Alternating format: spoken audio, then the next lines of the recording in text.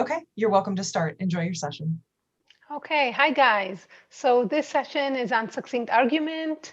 It should be a great session. Feel free to put your questions in the IACR chat or in this chat, whatever is most comfortable for you. I'll try to moderate it. You can ask between the talks. You can ask after the talks. We should have time for many questions. So just feel free to put them in and I'll try my best to kind of, post them to the speakers as they come. Okay, so we're very excited to have the first talk on proof carrying data from accumulation schemes, and Nick is going to give the talk. Thanks, yeah. So the title of this talk is Proof Carrying Data from Accumulation Schemes. So joint work with Benedict Bunz, Alessandro Chiesa, and Prakash Mishra. And for the purposes of this sort of 5-minute summary, it might be easier for most people to think about incrementally verifiable computation, which is sort of a special case of this PCD notion, which is a bit maybe more unusual. So the setting is a delegation of computation problem. So you have some non-deterministic computation you want to delegate.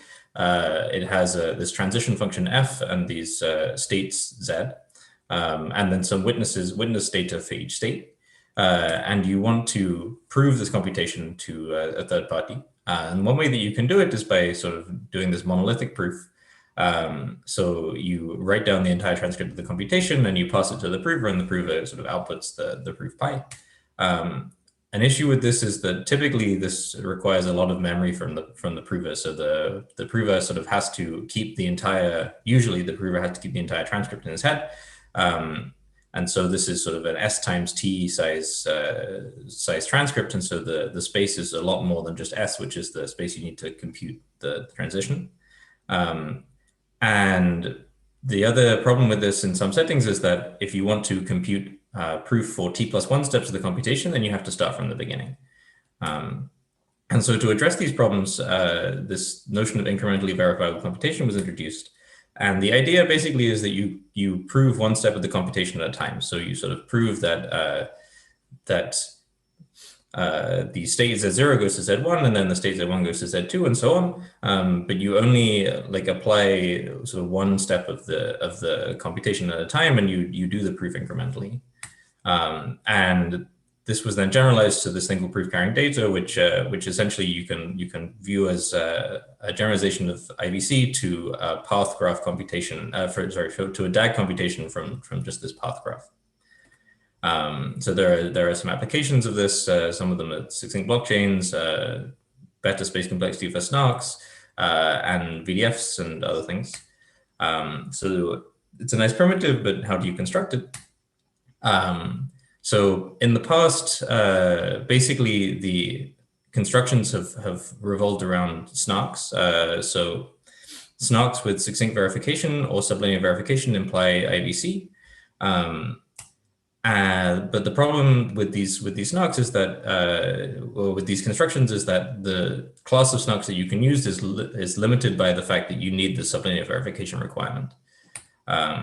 And so the question we asked in this paper is sublinear verification required for IVC? And there is some evidence that this is not the case. So there's this work, Bo, Grigg, and Hopwood from last year. They outline this approach, this method of obtaining IVC from a specific kind of snark which has linear verification. And they talk about some practical aspects, but they don't give any sort of security proof for a detailed construction. So what we do in this work is we plug this gap. So we introduce a thing called an accumulation scheme. We show that snarks with accumulation schemes imply IVC or PCD, even without sublinear verification. So even if the snark doesn't have sublinear verification, if it has an accumulation scheme, that is enough. We then show that you can sort of bootstrap this accumulation scheme property, like having an accumulation scheme property. So you can obtain snarks with accumulation schemes by combining a snark where the verification is sublinear modulo some primitive, and then add to that an accumulation scheme for the primitive, and this gives you a snark with an accumulation scheme. And then finally, we show that two popular polynomial commitment schemes have accumulation schemes, which these are sort of powerful primitives in constructing snarks. So one caveat here is that these don't all hold in the same model. So theorem 1 holds only in the standard model, And theorem 3, we only know in the random oracle model. Theorem 2 actually is black box, and so hold in both. And so there is some kind of a disconnect that sort of prevents you from applying all of these theorems together. One thing to note is that accumulation schemes have nothing to do with set accumulators. This is just, they happen to have similar names. So I won't have time to go into it, so you should watch the full talk for more information, but I will sort of draw a picture of the results. So what we can show is that a SNOC-Witten accumulation scheme implies IVC.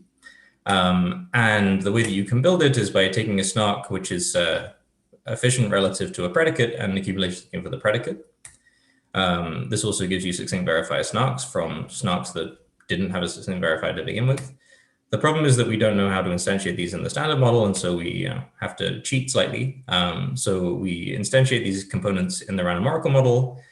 We get a SNOC relative to, from previous work, we have a SNOC relative to polynomial commitments in the random oracle model, and accumulation schemes for polynomial commitments in the random oracle model. And then we can combine these things to get a SNOC-Witten accumulation scheme also in the random oracle model. And then we apply this random oracle heuristic. We say that there exists some hash function which securely instantiates this. This allows us to then heuristically obtain a SNOC-Witten accumulation scheme, to which we can then apply theorem 1 to obtain new IVC constructions with new properties. And that is all I have time for. So thank you.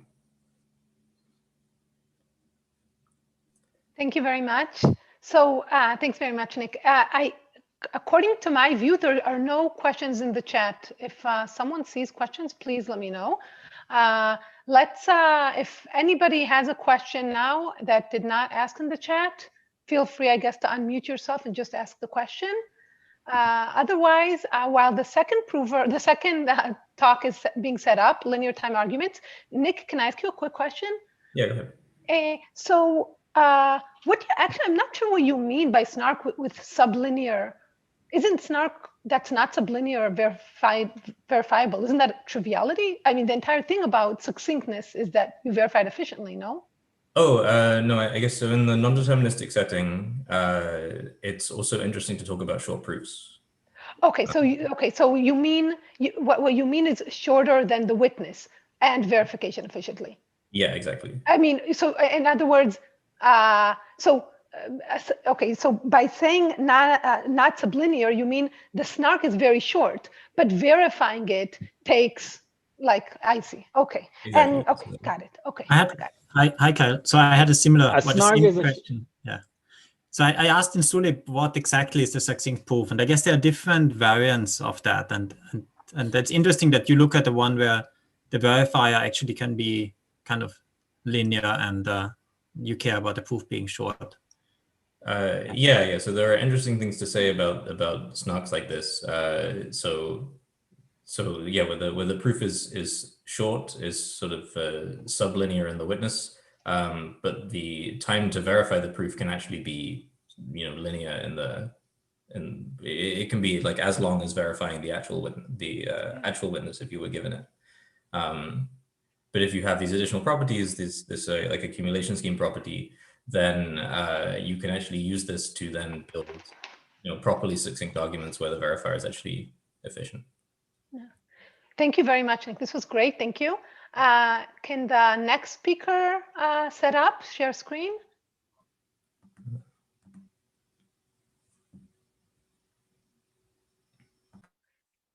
Great. So, Jonathan, I guess you're going to give the talk. Okay. So the next. Sorry, can everybody hear me okay? Yes, you sound great. So the next talk is on linear time arguments with sublinear verification from tensor codes, and Jonathan will give the talk. Hi, thanks for the introduction. This is a joint work with Alessandro Chiesa and Jens Groth.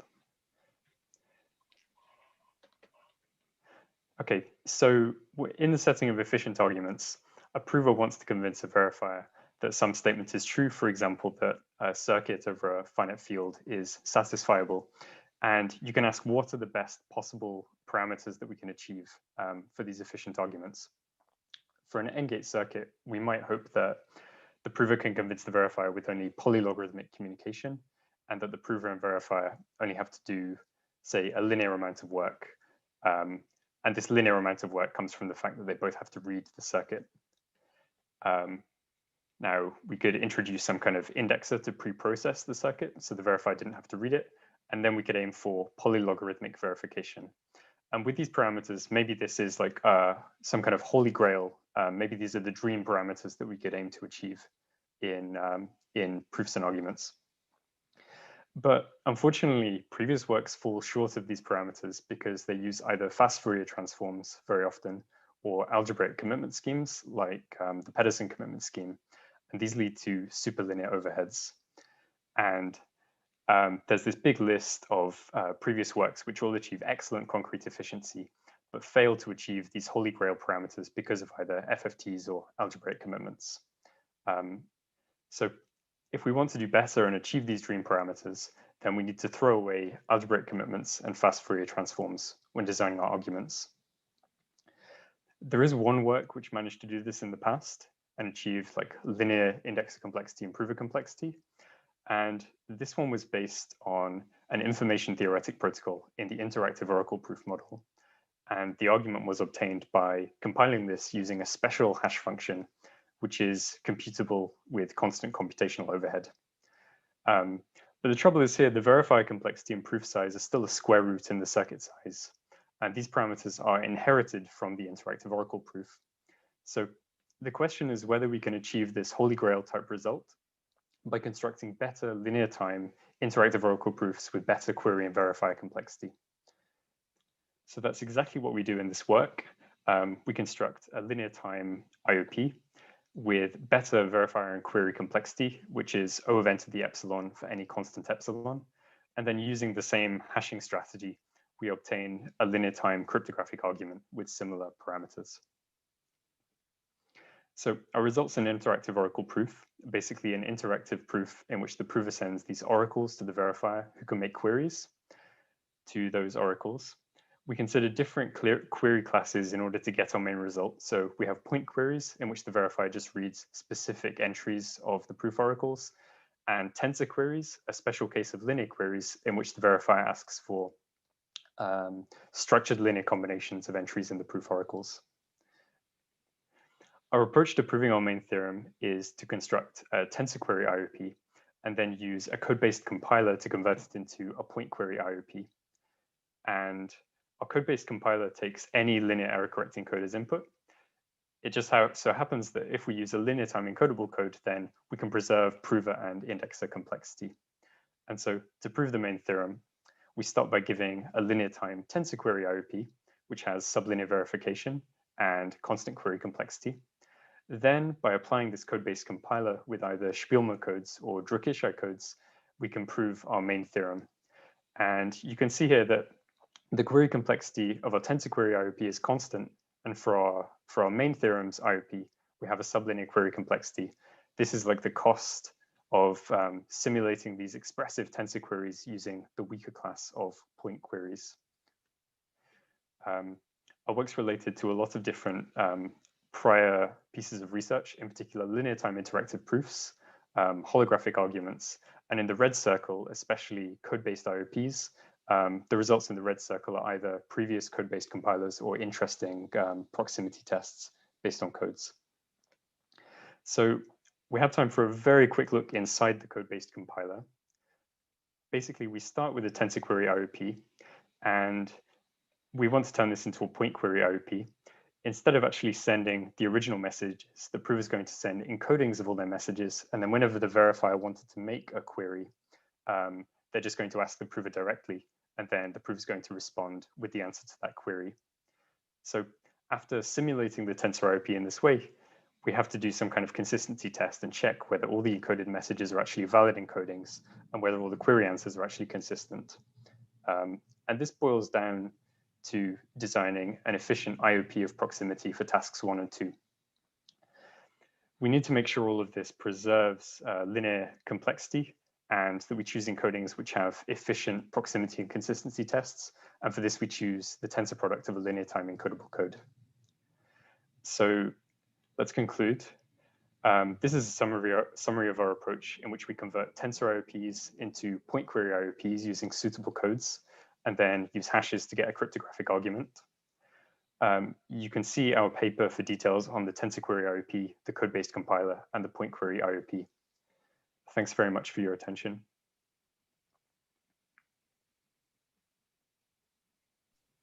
Thank you very much, Jonathan. So let's see. I don't see questions on the IACR chat, nor on this chat. So unless I'm missing it, feel free to ask if anybody has a question, but I have one. So unless someone speaks up, I'll ask my question. Oh, sorry. Anna, I have a question. I thought I asked it in the IACR chat. I don't know, maybe in the wrong channel. Oh. So my question was, Jonathan, what obstacles do you see to improve the proof size and or verify complexity? For instance, anything logarithmic or even constant. What are the biggest obstacles that you see? Let's see. I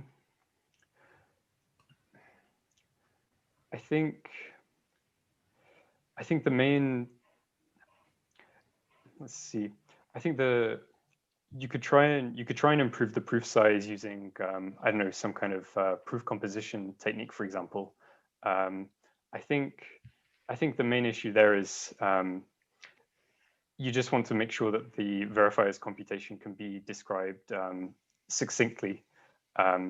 So in particular, I think the descriptions of some of these error correcting codes that you might want to use, potentially they're quite big. You need to make sure that the verifier's computation can be described succinctly, so that you can apply another proof system via proof composition and actually get something short. If the verifier's computation can't really be described that succinctly, then you need to keep all that data around, and you can't compress it using more proof systems.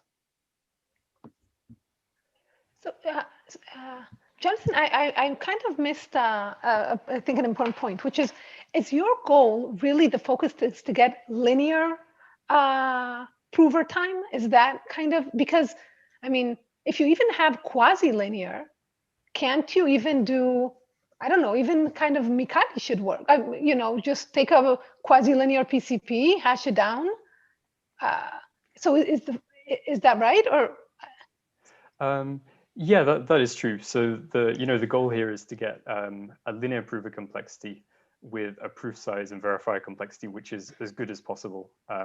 Indeed, if you want a quasi-linear proof time, or you're happy with the linear number of cryptographic operations, there are already plenty of works which will solve those problems. Okay, so the focus is at kind of going from quasi-linear to like fully linear. That's right, and in particular, a linear number of cryptographic operations is not okay. Yeah, that's why we're using these special codes and hash functions. Yes, I understand. Yeah, got it. Thank you very much. That's great. I have a question. Yes. Do we have time? We have time. Yes, Omar. So the prover time is kind of O of n field operations. Is there any hope of doing, like, for Boolean circuits, getting O of n Boolean complexity? Right now, I don't see how to do that. So one detail that you didn't see in these slides is there are various, there's a sum check protocol and various other ingredients going on as part of these IOPs. And in order for everything to work, we have a lower limit on the field size. So stated in the slides, we had a field with at least n elements, for example. You might be able to reduce that a bit, but I see no way at the moment to get to constant size fields. So at the moment, no idea how to get anything for Boolean circuits with a Boolean number, with like Boolean field operations.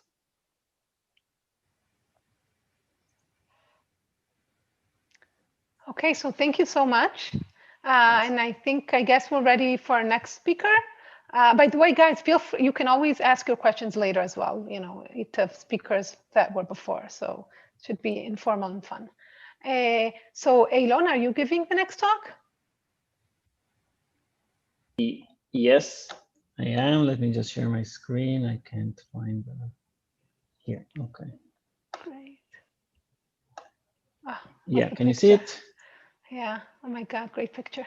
Yes. Okay. So next talk is on the barriers of succinct arguments in the random oracle model, and Eilon is going to give the talk. Hi, everyone. Thank you. So my name is Ron Yogev. This is a joint work with Alessandro Chiesa. I think all the first 3 talks was with Ale. Okay, but I'm going to talk about barriers or lower bounds and not upper bounds. Just a very, very quick informal overview of succinct arguments in the random oracle model. So we have a prover, we have a verifier.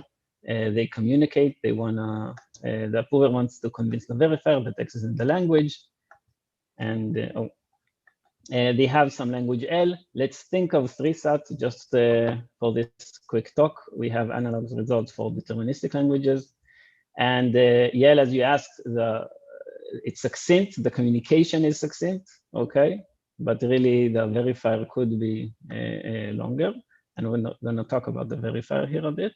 And the soundness is, of course, computational. So any T-query adversary that makes T-queries to this random oracle, I forgot to mention. So the prover and verifier both have access to this completely random function, the random oracle. So any T-query adversary has probability at most epsilon to convince the verifier if X is not in the language, and if X is in the language, then we have like perfect completeness. So I'm going to focus on the non-interactive version. So these are snogs and non-interactive arguments, okay, just for this talk. The results are general. So we're focused on the random oracle model. And why is this? Well, it's an elegant model. It's information theoretic, but mainly we can prove lower bounds, okay? And this is what we do in this talk. So it's not by coincidence. It makes sense. Of course, we have constructions of snogs in this model. You can take them outside the random oracle model and use some heuristic, and these constructions are actually plausibly post-quantum secure. Actually, the constructions we have proven to be post-quantum secure in the random oracle model. So what constructions do we have before we talk about the limitations? So we have Micali, and we have the new version of Micali. This is BCS 16. So Ben Chiesa and Nick Spooner that talked, was the first speaker. So they both work in the same paradigm, okay? They take some information theoretic proof, either a PCP, okay, or an interactive version of a PCP called an IOP. They combine this with a cryptographic commitment, and this is usually just this Merkle tree that has also supports local openings, okay? And you take this PCP or IOP, you take a commitment, you commit to it first, and then you give the openings of the queries of the verifier, and you get a snog, okay, a non-interactive succinct argument. And these are the only 2 constructions in purely the random oracle model, okay? So no further assumption. The cheating prover is unbounded. It's just bounded by the number of queries. And you could ask why? Why is this the case, okay? Why don't we have other constructions? And so now I'll go to our result. So our first result is showing that you give me any succinct argument, okay, in the random oracle model. Let's think of 3-sat, and you can actually distill from it interactive oracle proof, okay? So these are really inherent, and I don't think I'll have time exactly to talk about the parameters. There's something with the parameters, but mainly the parameters of the IOP are very closely related to the parameters of the snog, okay? And they're not like you don't start with an extremely good snog and end up with a very almost trivial IOP. And this is important for the second part, where we ask, okay, how good can IOPs be, okay, in the cryptographic setting where we really look at this high soundness, okay, of IOPs. And we show some limits of IOPs under assumption. So we show that they imply a fast algorithm, okay, for 3-sat. And if you assume something for ETH, then what you get that if you start with a snog that is too good to be true, you end up with an IOP that is very good, a fast algorithm for 3-sat, and a contradiction. And what is this too good to be true snog? So this would be the number of queries the verifier performs to the random oracle. So I'm not sure, I think I'm already out of time. So, but the first result just says that IOPs are inherent for SNARKs, and the overall conclusion of all the results show that the verifier in this model has to make a lot of queries to the random oracle. So a lot is something like the security parameter. You cannot dream of a SNARK in the random oracle where the verifier performs, let's say, a constant number of queries to the random oracle, even though every query gives you back lambda bits, like security many random bits. Okay, so it's not like just counting the random bits, but really has to make security parameter many queries. Yeah, I think I'm completely out of time. So I'll just go to the summary and end with an open problem. So beyond the query complexity, of course, another very important measure is the argument size, okay? And the open problem is giving lower bounds for the argument size of SNARKs in the random oracle model. And can our techniques be used for this? I somewhat believe that the answer is yes, but that is for future work. Thank you. Thank you very much. It's a great talk. Sorry, let me check first. Yeah, so I don't see questions in the chat. If you have one, just speak up. Elon, I have a quick question, but feel free to ask if you have something. So how did this, there was a while ago a result by Salil Vadan and Guy Rothblum saying something similar but different. Also, they said something, if you have, I don't know if theirs was completely information theoretical. If you have like succinct proofs, then you have a PCP. Yeah, it implies a PCP. So yeah, you see, I have it here. Oh, but, okay. So is there? No, you didn't see it because I went too quickly over it. I see. Yeah. So there is, they had this result. Okay, the result was about PCPs and not IOPs. Okay. Right. In our setting, you cannot expect to get a PCP because we can build SNARKs from IOPs. Okay. What they did was for SNARKs that had a black box proof to a falsifiable assumption. So in particular, the result does not hold for the random oracle model. And I think like most SNARKs are actually, we build them from non-falsifiable assumptions. Yeah, I see. But yeah, but it's yeah. So this. I see. So they prove a lower bound. You can think of their work as in some sense, I don't know, like a lower bound or for like obtaining schemes under falsifiable assumptions, and yours is in the random oracle model. In some sense, yes, kind of yes, ours is for the and also the parameter. Like we get a very good IOP. I think that is in their proof. Like I don't think you can get the same regime of parameters. I see. I see. Great. But Elon, in the interactive setting, you don't need non-falsifiable assumptions. Right. So for interactive arguments, this the result does. Yeah. You need PCPs. Yes. Yeah. You're right. Yeah, so I said I think SNARKs, but yeah. Right. Yeah, so I'm saying that the result is also applicable to interactive things, and they're they're saying like for Kilian, we use a PCP, and this is So good. So sorry. So if feel free to ask other questions, but meanwhile, can we have the next speaker set up? Yes. Oh, yeah. Hi. So I had a question about is this a strong enough result Nick? to? Yeah. Hi. I don't see the speaker. Yeah. Oh. Yeah. Is it a strong enough result to imply like interesting lower bounds for like commitments in the random oracle model? So I'm thinking like you can build a SNARK from a PCP or an IOP plus a vector commitment, random oracle based vector commitment. So does this imply an interesting lower bound on random oracle based vector commitments? Yeah, so that's a good question. I actually don't think it does. I think they're slightly different creatures. So like we build SNARKs from commitment schemes, right? But I don't think this is like necessary. And right, but I guess I'm saying like, can you arrive at a contradiction? But you're asking assuming that there is a very good vector commitment scheme in the random oracle model. So yeah, so what I can say that if you have a very good commitment scheme in the random oracle model, you get a very good SNARK. And then you just apply our lower bounds. But I don't know how to get something better than that. But is that already interesting? Like, would that give you an interesting lower bound against vector commitments, or would it be sort of trivial?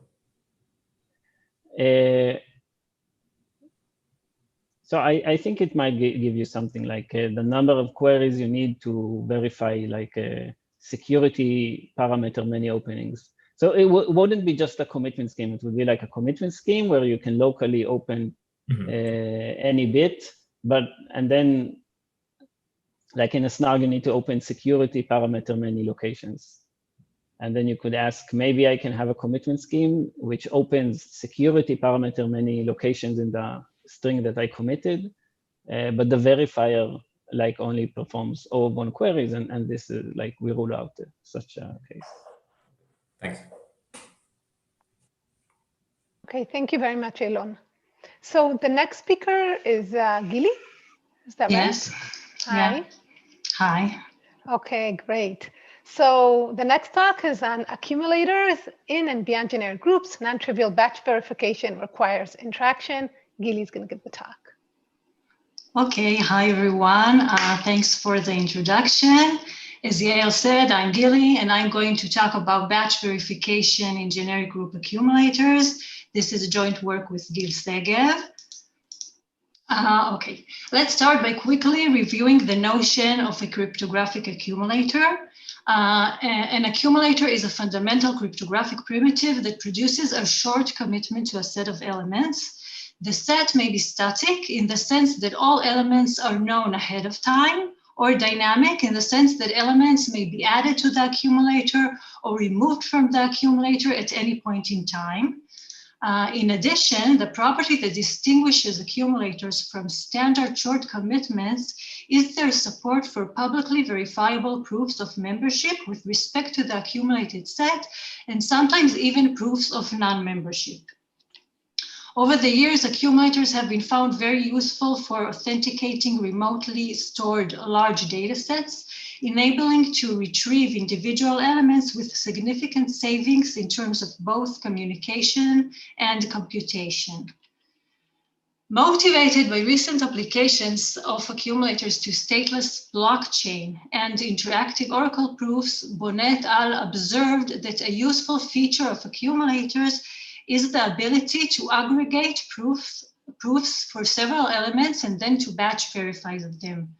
Hash-based accumulators seem somewhat less suitable for offering such features with practical efficiency guarantees, and therefore Bonnet al. Relied on the structure provided by RSA groups, and more generally by unknown order groups, such as the class group of an imaginary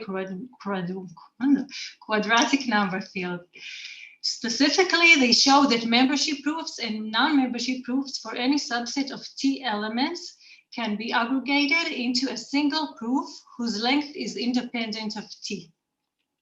Then their aggregated proofs are verified via an interactive protocol where the number of group operations performed by the verifier is again independent of T. Specifically, the verifier in the protocol performs T modular multiplications and only lambda over log lambda group operations where lambda is the security parameter, instead of T times lambda over log lambda group operations as in the verification of T individual proofs. Then by applying the Fiat-Shamir transform with the hash function that produces random primes, Bonnet al. Showed that their interactive verification protocol yields a non-interactive publicly verifiable verification procedure. Analogous results were subsequently obtained in bilinear groups with essentially the same parameters. Other than applying the Fiat-Shamir transform for obtaining a non-interactive verification procedure, these constructions are generic group constructions. Given the key importance of non-interactive verification in most applications that involve accumulators, this leads us in this work to the fundamental question of whether non-trivial batch verification in generic group accumulators indeed requires interaction. We prove a tight lower bound of the number of group operations performed during batch verification by any generic group accumulator. In order to state our theorem, we need some additional notation. We denote by NACC and L the number of group elements and additional explicit bits that are generated when accumulating K elements. And we denote by Q the number of group operation queries that are issued when verifying a batch membership proof for a subset of T elements out of the K accumulated elements. Okay, in order to easily understand our lower bound, we first need to focus on a few terms. The first is log of the size of X lambda choose K that is now highlighted in yellow. This is the expected number of bits required for an exact representation of K elements that are taken from the domain X lambda. The second is NACC times log NACC plus 1 plus L that is now highlighted in green. This turns out to be the amount of information that is actually stored from the verification algorithm's point of view. Finally, the difference between the yellow term and the green term divided by K is the average information loss per accumulated element. Now, our theorem states that the number Q of queries that are issued when batch verifying a proof for a subset of size T is at least T times the average information loss per accumulated element times 1 over log lambda. In particular, let's consider the case where the size of the domain is exponential in the security parameter, which is indeed the case for the known accumulators in RSA and bilinear groups. Then either the amount of information stored by an accumulator is almost trivial, or the number of queries that are issued when batch verifying T elements is at least T times lambda over log lambda. In other words, if the amount of information stored by an accumulator is bounded away from the information theoretic bound, the non-trivial batch verification is impossible. Our result holds both for known order and even multilinear group, and for unknown order groups, where it matches the asymptotic performance of the known bilinear and RSA accumulators. Finally, I would also like to know that our result extends somewhat beyond the generic group model. Specifically, it holds in an augmented model that enables to capture a bounded amount of non-generic information. And please see your papers for more details. So that's all, and thank you for listening. Thank you very much, Gili. That was great. Let's see, any questions? Again, I don't see anything in the chat, but feel free to ask, to just speak up.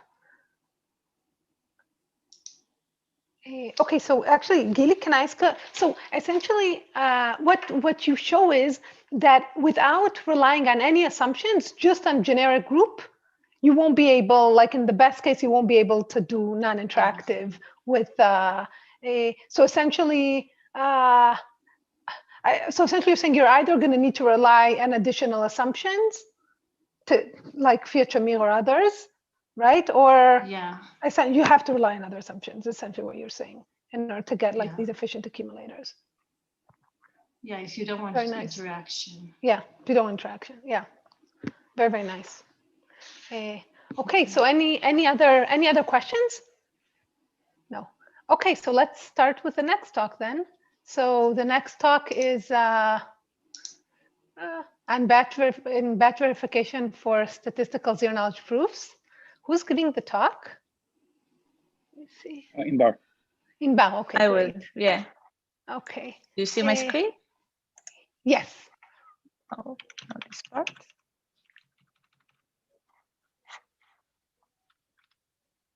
No. Okay. Great. Okay, great. So the next talk is on batch verification for statistical zero knowledge proofs, and Inbar is going to give the talk. Okay. Thanks, Yael, for the introduction. So I'm going to talk about batch verification for statistical zero knowledge proofs. It is a joint work with Guy and Ron Rothenblum, Adam Silfon, and Prashant Vasudevan. Okay.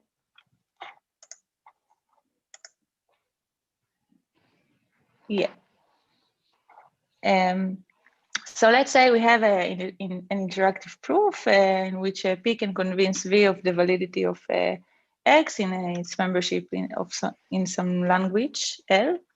But suppose that V wants to check that the K different statements are all in L, meaning to accept if all the instances are in L, and to reject if at least one of them is not in L. So the naive solution for that is just run sequentially the basic protocol for each instant separately. However, communication is a key resource in modern networks. And if verifying one instance takes us M communication bits, so verifying K instances will take M times K communication bits. So the question being asked is if we can do better. So in this work, we focus on batch verification for statistical zero knowledge. And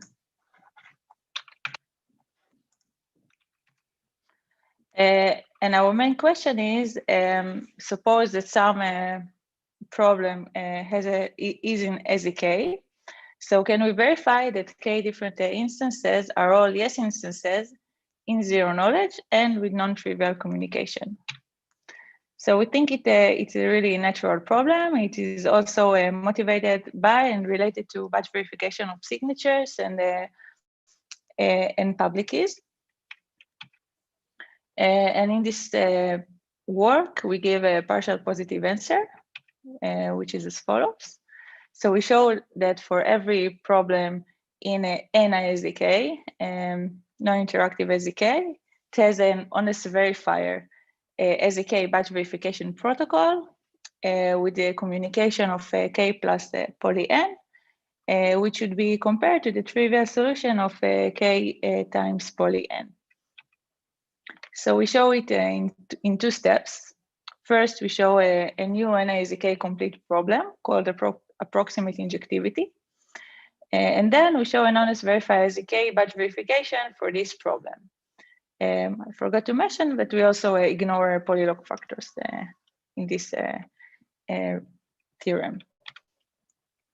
Okay, so I won't have time to dive into the approximate injectivity problem and its batch verification, but I will show a Tor problem of permutations, which will consist some of the ideas we use for the batch verification problem. So for the batching, sorry. So the input for this problem is the length preserving circuits. This is the permutation problem, and the inputs are length preserving circuits. Yes cases are circuits that defines the permutation, and no cases are circuits that are far from being permutation in the sense of their injectivity, meaning that every image has at least two pre-images. So now we want to construct batch verification, honest verifier batch verification SDK protocol for this problem. So the input is K circuits, and we want to check that each and every one of them is a permutation. And the basic idea is to compose the circuits. So we think of those circuits as a composition, and the protocol will go as follows. So first, V samples X1, and then it computes YK, which is the composition of the circuits on this X1, and sends it to P. Then P finds some X1 prime, such that the composition of the circuits on this XY prime equals to the YK sent by the verifier. And then P sends this X1 prime to the verifier. And the verifier checks that indeed X1 equals to X1 primes and accepts or rejects accordingly. So I won't have time to get into details for why it is an honest verifier SDK, but it's not hard to see that. And you can also see the video if you want more details. But yeah, so this is an honest verifier SDK batching protocol. So if the permutation problem was NI-SDK complete, then we would essentially be done. But it doesn't seem to be the case. So instead, we introduce a variant of the permutation problem. which is an NIZK complete. So we actually relax the permutation problem in two ways. So the main relaxation is that the output length of the circuit can be longer than the input length. And we're still, like in the permutation, we're still checking that if the circuits are injective or not. So the yes case is supposed to be circuits that are injective, and the no case is supposed to be circuits that are far from being injective in the same sense. And the second relaxation is that if it's okay if a few of the inputs don't behave. So for the yes cases, it's okay if some of the inputs are mapped injectively, and for the no cases, it's okay if a few of the inputs are mapped injectively. Okay, so yeah. So just to summarize, so we showed that in this work, we showed this theorem, two improvements that were recently shown in a recent joint work with Oron Rotenblum and Prashant Vasudevan is a protocol that is also a malicious verifier SDK, and which is also a public coin. And more open problems are maybe batch verification for all of the class of SDK, communication, which is only poly of n log k, also a constant number of rounds, and an efficient prover. So that's it. Thank you for listening. Thank you so much, Inbal. This is good. Inbal, this is really, really great. So, okay, let me monitor the chat to see if there are questions. I, of course, have one, but first, okay, so no, I think people are not using the chat. Okay, if anybody has questions, feel free to unmute yourself and just ask the question. So Inbar, so in the toy example you gave, you had like a perfect permutation, and then you composed it k times, and it remained a perfect permutation. And then when you have this delta error, this delta will grow every time that you compose, right?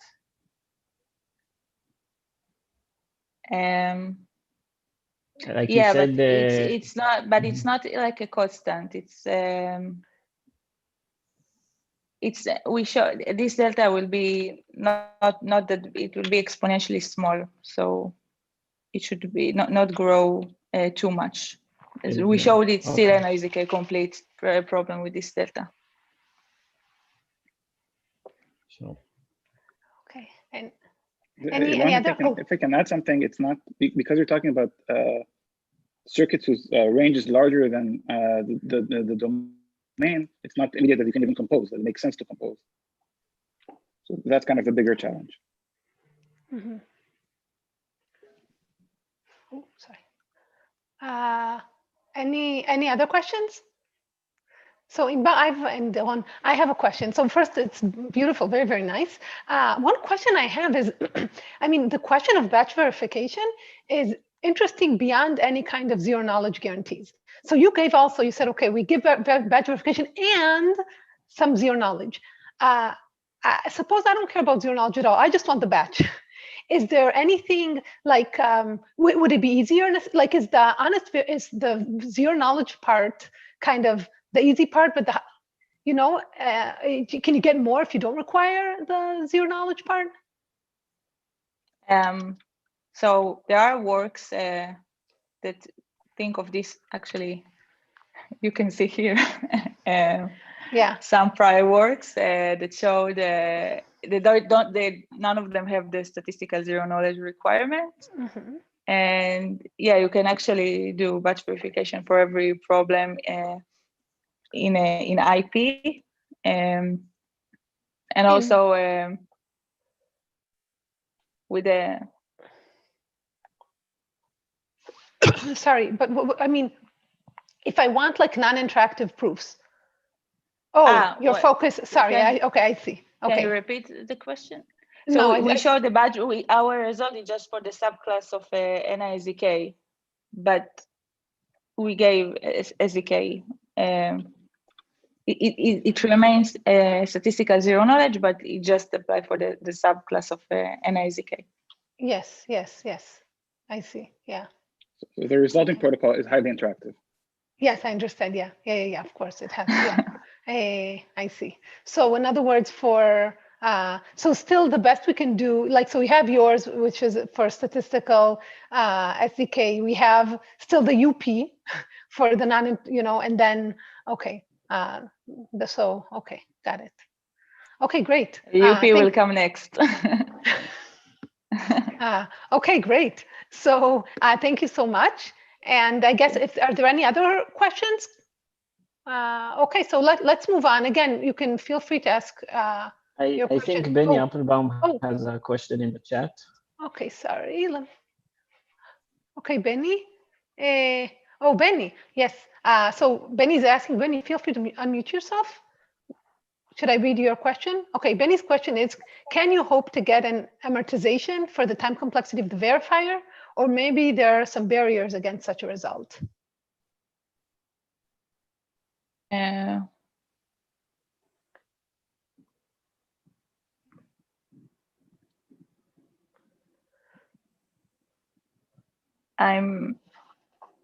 not sure what the meaning in amortization. Okay, so you have to iterate, right, many times. So you pay k instances actually in times of complexity, time complexity, not the communication complexity. You actually pay k times the proof of a single instance, right? When you use k instances.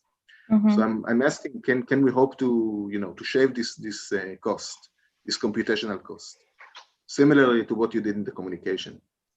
I think that it cannot be done. I guess just wonder if we for that we need to, currently we have k rounds, so I guess we'll need to lower that, and in the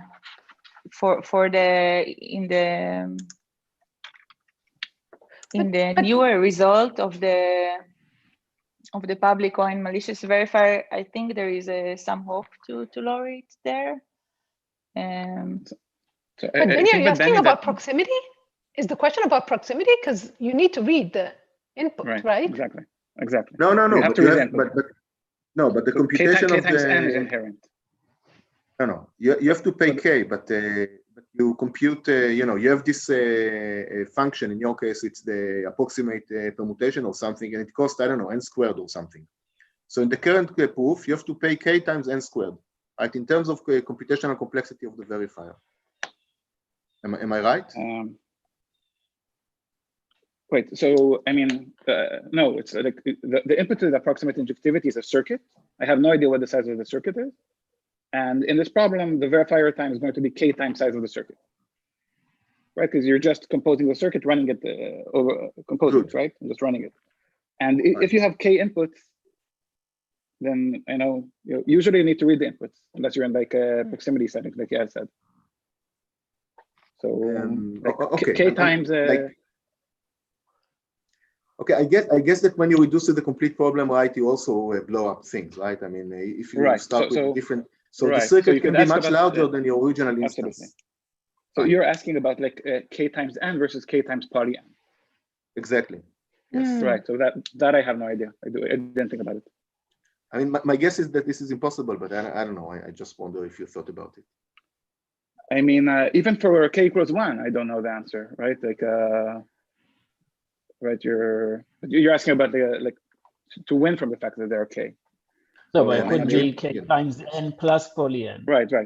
Exactly. No, k times 1 is harder, right? I mean, right. I would also suspect that it's not possible, but I don't have an answer off the top of my head. Okay, so I should also. Yeah. So any other question for Inbal before? Yeah, I would like to ask a question. This is related. It's sort of like a comment, but this is related to Yael's question that you're like the problem of verifying is interesting beyond zero knowledge, and even in zero knowledge, in fact, the point is that I think when you can also think about not only the complexity class, but maybe the structure of the statement you want to verify. So in practice, for many zero knowledge proofs, batch verification works very well because you are verifying linear statements. And so like there is some algebraic structure that allows you to verify things very well. So for instance, we also had some batch verification in bilinear groups where you exploit the bilinear structure. Just a comment that you can think also in the algebraic. Yeah, for specific languages, you're saying, not like generic, yeah. So any other questions? Okay, so Inbal, thank you very much. That was amazing. Thank you. And Ron, I guess, are you giving the next talk? I think so. Can you see my screen?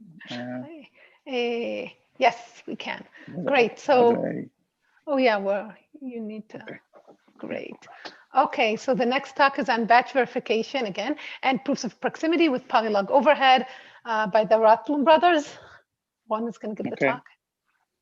You can hear me, right, and see the slides? Yes, perfectly. Okay, thanks, Yael. So this talk is really about a question that came up in the question part of the previous talk. It's kind of batch verification if we don't insist on the zero knowledge property. So the title is batch verification and proofs of proximity with polylog overhead. It's a joint work with Guy Rothblum. And I'll try to beat Elon on the cuteness factor. If this thing works, which it doesn't, of course. Okay. Okay, so the setting is, again, the same setting of batch verification at a high level that Ingvar talked about. So we want to verify the correctness of some K unrelated NP statements. We want to check that each and every one of them is true. And in order to do so, we're allowed to interact with an untrusted prover who knows all of the witnesses. So because we don't insist on zero knowledge, the naive solution of just sending over the K witnesses is a valid solution. However, what we're interested in is, can we actually do better? But in particular, can we do it with better communication than just sending over the K witnesses? And our main result is a positive answer to that question. And I'll give you first the TLDR version and then the kind of a long agonizing version, but it's a 5-minute talk, so it won't be too agonizing. So basically we show batch verification for any problem in the complexity class UP with only polylog overhead. So just to remind you, UP is a subclass of NP. It contains kind of all NP relations in which yes instances have a unique accepting witness. And this is kind of a really rich class. It contains many of the problems that we care about in crypto, talk about discrete log, there's a unique discrete log, talk about factorization, there's a unique factorization, and so on. So the agonizing version is as follows. So it's not too agonizing. So for every language in UP, we construct an interactive proof for verifying that x1 up to xk all belong to the language, where the main thing that we care about is the communication complexity. So it's going to be polynomial in M, where M is the length of a single witness, and polynomial is just a fixed polynomial that depends kind of only on the language L, doesn't depend on K, and polylogarithmic in K. Okay, so that's why we call polylog overhead. In terms of the verifier running time, it's kind of what best you could hope for. So it's just like kind of reading the input is K times M, plus an additive, handling all the communication is, again, this poly M times polylog K factor. And the prover time is also polynomial. And a couple of things I want to say here, first of all, about this poly M factor. So if your UP relation, membership in your UP relation can be verified by either a low depth circuit or a bounded space computation, then we can reduce the poly M to kind of just a linear dependence on M. So that's one thing I wanted to say. The other is that kind of some dependence on M is inherent. And that's based on kind of, widely believed complexity theoretic assumptions. So some dependence on M is inherent. Basically a linear dependence, give or take. Okay, so I want to put this in context, and in particular, some of you may be having some deja vu of hearing either Guy or me speak about batch verification. So let me give a little bit of context. So first of all, kind of an observation that you should start off with is that any problem in UP or even NP or even beyond that, you can solve in polynomial space for one instance. And by reusing space, you can also solve it for K instances with space that's kind of poly M and poly log K, or even just log K, just a counter in which instance you're dealing with. So if you apply the IP equals P space theorem, that would kind of give you an interactive batch verification for these K statements with the same complexity that I'm claiming. The problem with this approach is that it yields an inefficient prover. So even if your prover starts off with the UP or NP witnesses, the resulting prover via IP equals P space is going to run in exponential time. So that's really not what we're aiming for. So if we do insist on an efficient prover, then the first kind of non-trivial result was in a joint work with Guy and Omer Reingold, where again, we were dealing with the complexity class UP. And we got communication complexity kind of similar to what we're getting now, poly and M and in log K, but with an additive K factor. So really the communication wasn't even sublinear in K. So 2 years ago, we managed to improve that state of affairs. We got communication that's polynomial in M, but had this K to the epsilon dependence, where epsilon is some arbitrarily small constant. And the point of this work is kind of improving the K to the epsilon down to polylog K. And let me just briefly say that I'm kind of not putting here works that are kind of not exactly in this setting. So for example, if you're willing to live with just computational soundness, you can get much better results under cryptographic assumptions, or kind of this these works that Inbar was mentioning about SDK batching.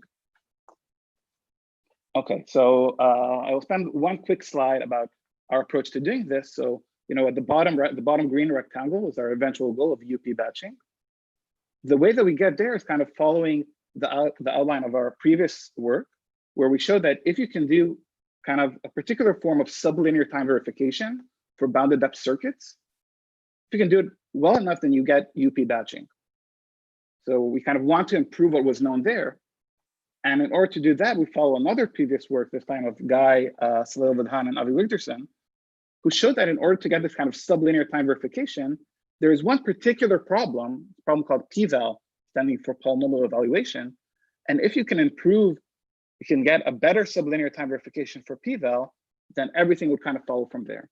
So that's exactly what we do. We focus on this problem, and we get an improved interactive proof for with sublinear time verification for this problem p-val. Okay, so just to summarize, our main result was this batch verification for UP with polylogarithmic overhead. A result that I kind of briefly mentioned but didn't really highlight is that we can also do sublinear time verification in a suitable setting with only polylogarithmic communication. Okay, so it's a setting in which the verifier doesn't even read the input. And we can do this with only polylogarithmic communication. A couple of open problems. So one that is particularly interesting, I think, is, you know, we have a sequence of results. They're all for UP. Why can't we do anything non-trivial for NP? I think that's a great question, and seems to be a hard one, but we have no idea how to do it. So that's one question. The other question is, we get this polylogarithmic overhead. Can this actually be improved? Can you get just constant overhead? And maybe some additional additive overhead on the side, that I don't mind. But can you get O of M? Actually, can you get 1M? Seems kind of potentially plausible, and that would be really cool. Lastly, about sublinear time verification, I didn't have a lot of time to talk about that, but kind of all the results that we know are either for bounded depth circuits or small space computations. But we have problems, you know, in P and NP, and there's no reason why we shouldn't get results also there. So either, you know, either an upper bound or a lower bound would be cool. So that was kind of a very, very short talk. If you have questions, then please feel free to ask me either now or offline. So thanks for listening. So I have a question. So yeah, about the first open problem. So first, do you believe that we should expect batch verification for NP? And if the answer is positive, can you give like some stepping stone in the middle between UP and NP, which would be like meaningful to look at? Let me first say the answer is positive. Now to you, Ron. Right, exactly. And I think for the same reason. I mean, I have no negative indication, so why not be positive? I don't. So really, it comes just from basic positivity. Maybe, you know, 10 years down the line, I'll start looking at lower bounds. But I think it should be possible. So nothing too amazing happens if we have batch verification for NP, like. Right, and in particular, if we didn't, then it would mean that there's some like inherent difference between NP and UP, which sounds weird to me. As for your second question, it's a really interesting question. I don't have like an in-between goal in mind. So you could think of things with a few witnesses, but that should probably be solvable via our techniques. So I don't have a great something with a different like flavor. Right. No, so I don't have something in mind. If you do, then I'd be happy to discuss. Actually, can I follow up on that question, Ron? So it's interesting because you have very strong results for UP, and you have really nice results for SDK. So so now we have results for the union of UP and SDK. That seems like a weird class, Not right? quite. So these results live in kind of different worlds because, for example, for the SDK result, the prover is not efficient. Whereas here for the UP results, I see. We got it. The entire point is the efficiency of the prover. Right. I see. Right. I mean, for SDK, even the question of for a single instance, getting an efficient prover is not immediate. It turned out that there's a work, not surprisingly, by Salil that does it. But that's so in bar, it was the last open question that Inbar mentioned. They're getting a similar result for SDK with an efficient prover. So this would be for SDK intersect NP, say. I see what you're saying. Yeah. Yeah. Okay. That's so kind of the non-triviality in this work is the efficient prover. The non-triviality in Bar's talk was the zero knowledge. But not only the zero knowledge, right? I mean, well, basically yes, because because then you can do IP equals P space. Yeah. Okay. Yes. Yeah. Okay. Yeah. Got it. Okay. Great. Fantastic. Any other questions? No. Oh, wait. Let me just check the chat quickly. I'm sure people kind of. Yeah. No. Nothing in chat. Okay. Great. Ron, thank you. That was great. I'm really enjoying the talks. Okay. So the last talk is on public coin zero knowledge arguments with almost minimal time and space overhead. Ron, you're really, not giving us. Okay, so is Alex gonna give the talk? Yes, I'm giving the talk. Can you hear me? Yes, great. Okay, awesome. Thank you. You're on, yeah. Okay, thank you. Thank you, Yael. So today we're going to talk about our new succinct zero knowledge argument where the running time and more importantly, the space of our prover is almost optimal. So this is joint work with Justin Holmgren, Alon Rosen, Ron Rothblum, and Pratik Soni. So our focus is on interactive arguments for languages accepted by some time t and space s non-deterministic RAM program. So we care about succinctness, and succinctness for us is that the proofs need to be shorter than the runtime of the program. We're not going to focus on the verifier running in sublinear time. So ZK snarks are special succinct arguments that have many other desirable features like zero knowledge, non-interactivity, arguments of knowledge. And of course, I don't need to motivate this for the session. They enable a number of exciting applications. So one key challenge in scaling general purpose zero knowledge is prover overheads. So in terms of time complexity, we're doing great. Due to several recent works, we now have provers that run in optimal time. But the prover for all these systems tend to require memory proportional to the running time of the underlying RAM program rather than its space. And this space inefficiency severely limits the size of the statements we can actually prove. So towards addressing this key challenge, we focus on designing ZK snarks where the prover running time and more importantly, the prover space are as close as possible to the running time and space of the underlying RAM program. And these are what we call complexity preserving ZK snarks, and we'll talk about them now. So I want to emphasize that time and space of the prover are both very important, and we should focus on both of them. But often the time overheads are easier to manage. It's very easy to just let your prover run longer on a machine. But comparatively, memory overheads are challenging. So for example, expanding memory is non-trivial due to the hierarchical nature of modern memory systems and the fact that sometimes you have to physically buy more memory. You can't just download more memory for your computer. So space is as important of a resource to consider. So with that, let's talk about what's known about building complexity preserving snarks.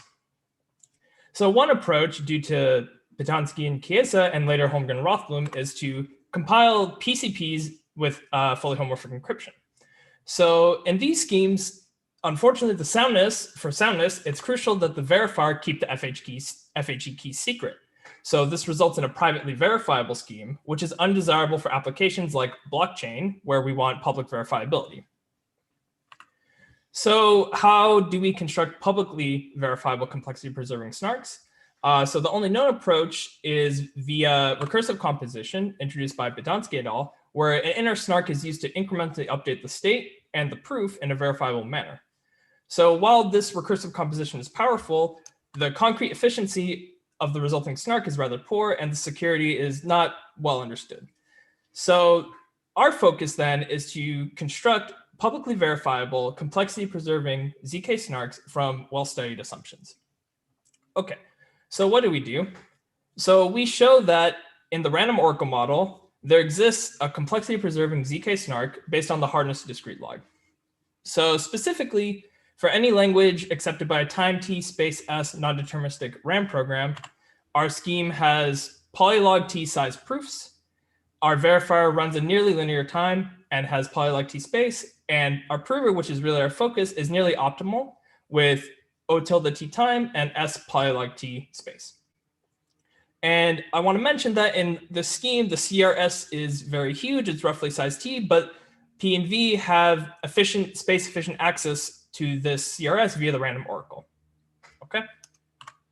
So an overview at a high level, our approach follows a number of recent works, which first construct public coin succinct arguments by compiling polynomial IOPs. So these are interactive oracle proofs where the oracles are polynomials with polynomial commitment schemes.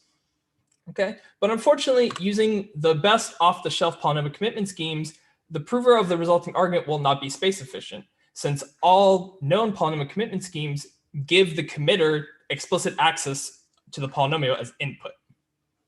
So achieving space efficiency requires, somewhat paradoxically, a polynomial commitment scheme where with space sublinear in the size of the polynomial.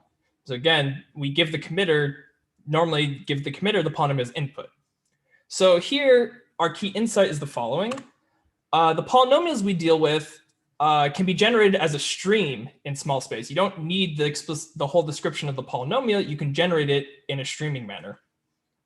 So what do? We leverage this observation and we initiate the study of the streaming model for polynomial commitments. And what we do is we give a space-efficient polynomial commitment scheme in the random oracle model, and we combine this with this streaming IOP due to Bloomberg et al. Called the Clover IOP, and we obtain this nice space-efficient, complexity-preserving snark. Okay. So now I'm going to talk about the streaming model for polynomials, and specifically multilinear polynomials. Multilinear polynomials are sufficient for our purposes. And what is this model?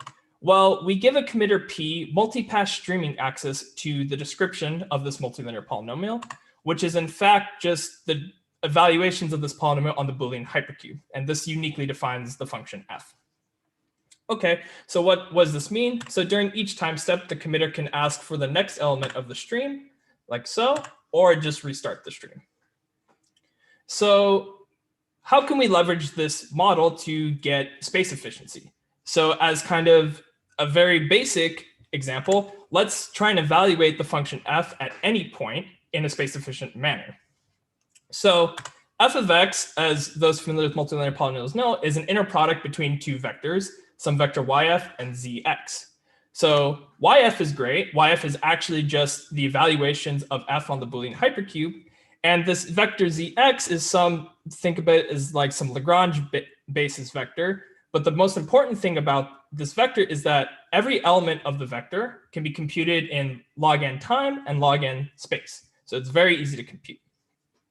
So given the streaming access and given the fact that we can compute this z vector in a space-efficient way, this allows us to then evaluate f in a space-efficient way and a relatively time-efficient way.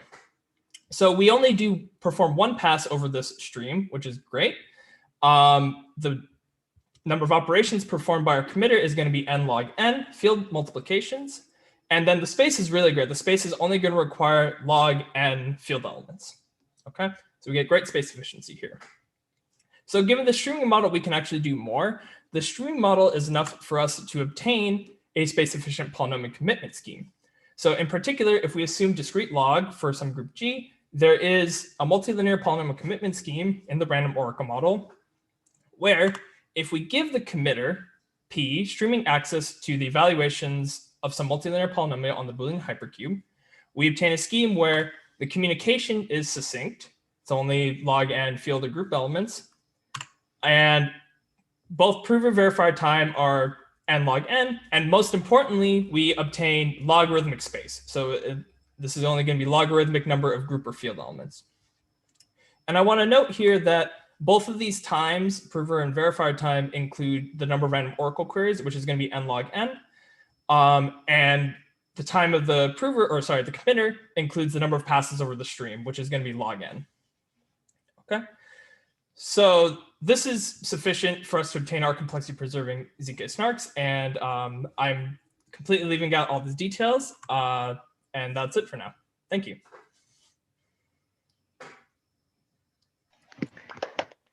Thank you very much. That was a great talk. Okay, any questions? Oh, sorry, let me check the chat. Yeah. So at some point in the talk, maybe I'm mistaken, you said that the verifier is optimal? No, But no, sorry. Can't we expect the verifier to be like polylog T? So in our setting, the verifier is not optimal. We only care about the prover being optimal. So under the hood, what's happening is the verifier has to, we use bulletproofs, which has a linear time verifier. And so it's basically computing like this like folding of vectors a bunch of times. So it results in a linear time verifier.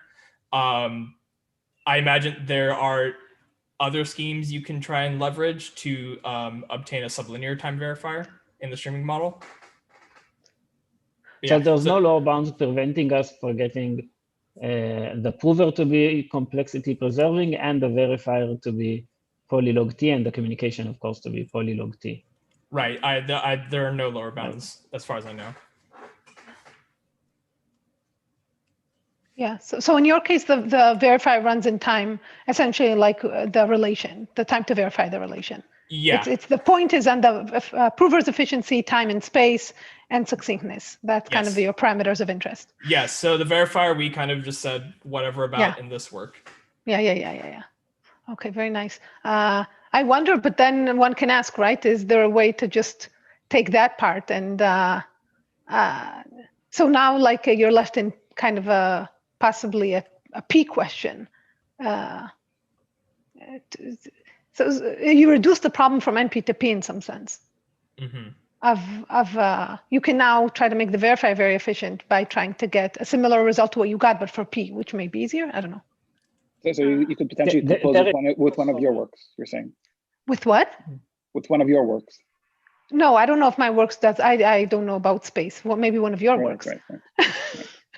No, yeah, the your other work is private. Yeah. Well, so it's more, I'll say, in our work, the manifestation of the linear time verifier comes from the fact that in our polynomial commitment scheme, we're using the bulletproof inner product statement to prove evaluations, and that inherently has a linear time verifier. The IOP we compose this with has a sublinear verifier, but you kind of inherit this necessity from the bulletproof. So it's possible to, if you give another polynomial commitment scheme in the streaming model with a succinct verifier, you can compose it with this other, again, probably with the Clover IOP to get a succinct argument with a better verifier. Yeah. But you're right. There's a problem now. Is about a problem in P. However, note that there's a random oracle in the background. Yes. No, I understand. P with a random oracle in the background. Yeah. Exactly. Yes. Yeah. So that's what you want to delegate. Exactly. Yeah. Very, very nice. Guys, your talks were really fantastic. I really enjoyed it. So anybody has additional questions for any of the speakers during the session? Or just anybody anybody want to ask something to this crowd of experts? No more questions. Okay, then I guess we'll break and we'll continue. And the next session starts at 2, is that right? Let me double check. Yeah, so we're in a break and we'll meet back